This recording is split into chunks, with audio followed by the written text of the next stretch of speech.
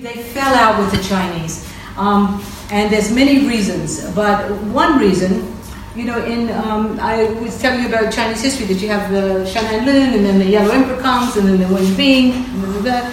Well, Japan geographically is not very close to China, so it had most of its intercourse with China through Korea.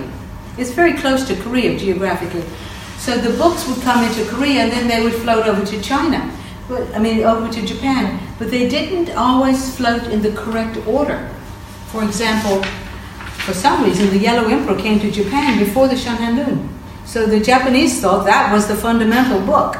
And then the Shanhan Lun came after, and they thought, oh no, it doesn't agree with the Yellow Emperor. Oh no. And then another book would come, and any new book came, they thought it was a new idea. So they weren't learning the way the Chinese were step by step. They were learning like a bolt of lightning. New idea came. Oh, I don't know where to put this new idea. It doesn't match my old ideas. So they began to get very skeptical because things weren't moving logically. At the same time, the Japanese were trying to establish trade relations, and one of the things they did is they traded books, mostly books with pictures, because the Japanese couldn't speak any other language. So they were trading picture books which happened to have been made as anatomy studies by the Dutch.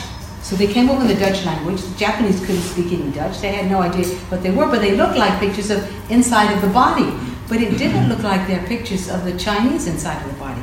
So the Japanese began to think, what actually is in there? Let's do some anatomical studies. And that's when they discovered that the Chinese weren't drawing what you saw. Basically, they weren't drawing, they might have been drawing something, but it wasn't what you saw.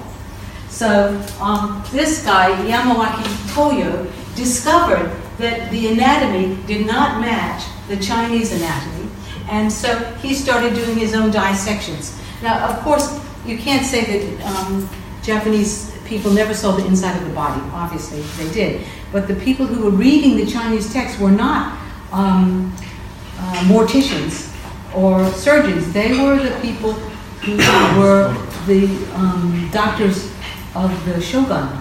So the doctors that belonged to the government generally stayed in the government offices reading textbooks, and they didn't know what was inside the body. But Yamawaki Toyo was one of those doctors, and he looked at the book, and then he ordered some of his samurai colleagues to meet him secretly outside of the village, and they were going to look at how people who prepared the body for burial, how they looked on the inside. So he did these drawings, and that's why for all of Yamawaki Toyo's books, does anybody know why there's no head? Because if you were a criminal, you would be headed. So he was always looking at criminals' heads.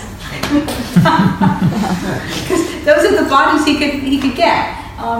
So he began to talk and say, look, I think the Chinese have deceived us about what's going on in the body. I don't know if we can trust them anymore.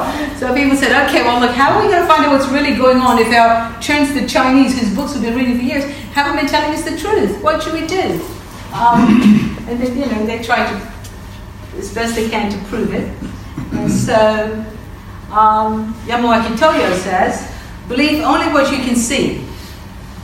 And then that's a problem because you can see the Chinese pictures. So the big breakthrough was Toyo, who was an important figure, had a conversation with this guy called Todo Yoshimasu. And they decided that too much thinking does not lead to the truth. So Yamawaki said, I only believe what I can see. And Todo said, well, it's got to be more than that. Only believe what you can feel. So this is how the idea of abdominal diagnosis came.